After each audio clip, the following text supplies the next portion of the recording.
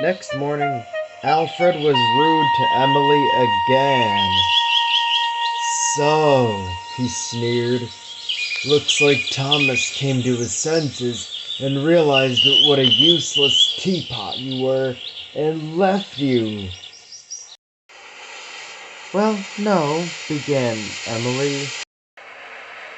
"What a useless engine you are, Emily," continued Alfred. "You need Thomas looking over you as you sleep. You're even more useless than that Edward." This made Emily very cross.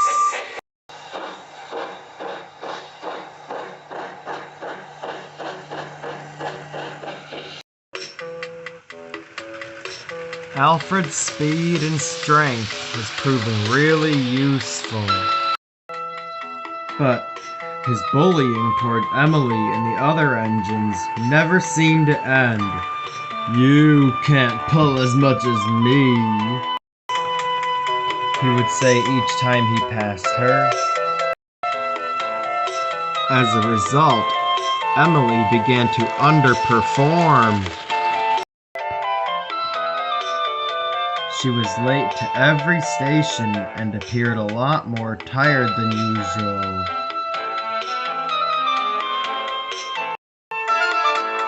"Can we help you at all?"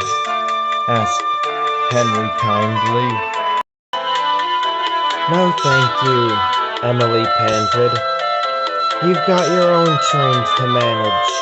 We can't upset Sir Topham Hatt's timetable."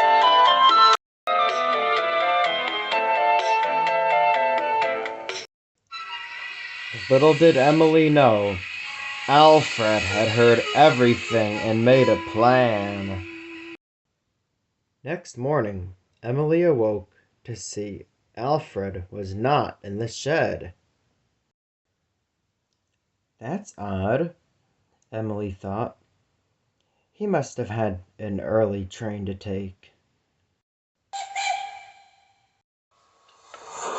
She went to the station to collect her coaches. Emily arrived at the station, but saw there were no coaches. "Also very odd," she thought. Before Emily could think anything else, Alfred came hooting and wheezing into the platform, with Emily's coaches behind his. "No need to fret," Alfred said snootily. "I'll be taking your train today. We mustn't upset Sir Topham Hatt's timetable." He laughed loudly as the guard blew his whistle.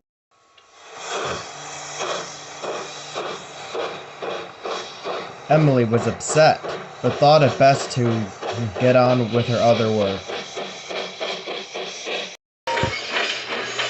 Thomas had seen everything and was upset. "We have to tell Sir Topham Hatt," he said. "We can't let Alfred get away with all his bullying." But Emily said, "No, if we do, he might think that I'm weak and that I can't take care of myself and that I'm a useless engine, and he might send me away." She was still eager to prove herself. Thomas was not happy, but he decided to respect Emily's wishes and not tell Sir Topham Hatt.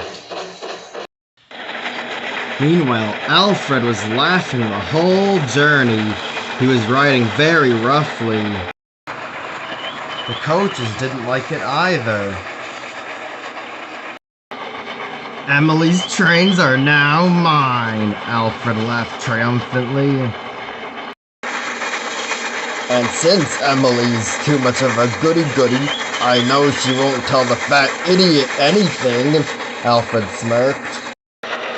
"He'll see how well I'm performing, send Emily away, and keep me. This time I won't be getting sent away." That evening, Thomas was backing into the storage shed to visit Emily as 98462 was boasting loudly.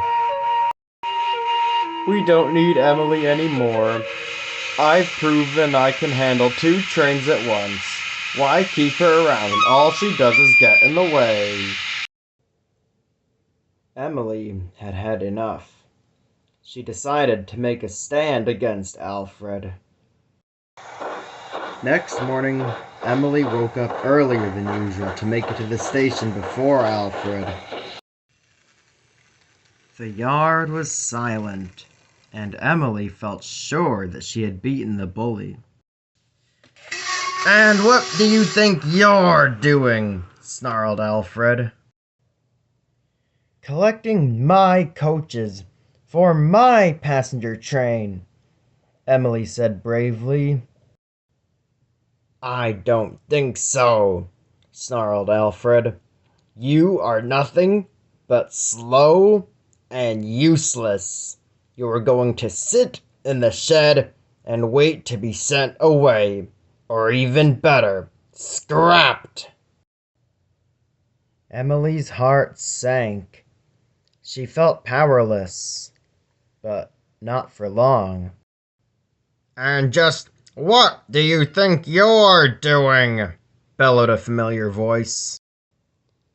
It was Sir Topham Hatt. Collecting my train, sir," said Alfred, trying to sound innocent. "From what I have seen, that is not the case. I have had passengers complaining about you riding roughly and taking them to the wrong station," bellowed Sir Topham Hatt. "And as well as fellow workers complaining about your treatment toward the other engines. I would have thought that after 101 years you would have changed, but today just proves how wrong I was in bringing you here. I thought that bringing you here would speed things up, but you've only slowed things down and have caused nothing but confusion and delay.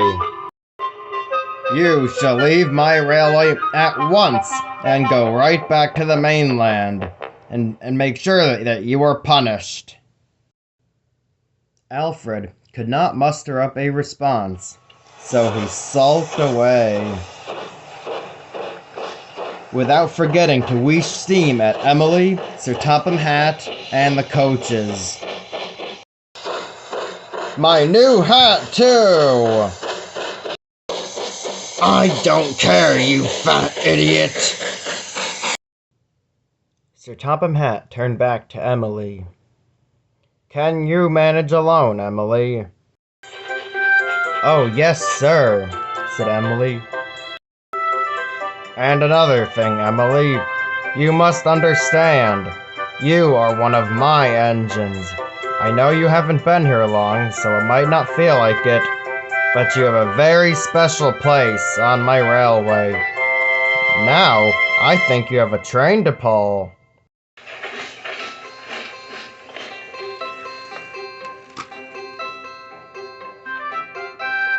As Emily set off with her passenger train, she felt her place on Sir Topham Hatt's railway was secure.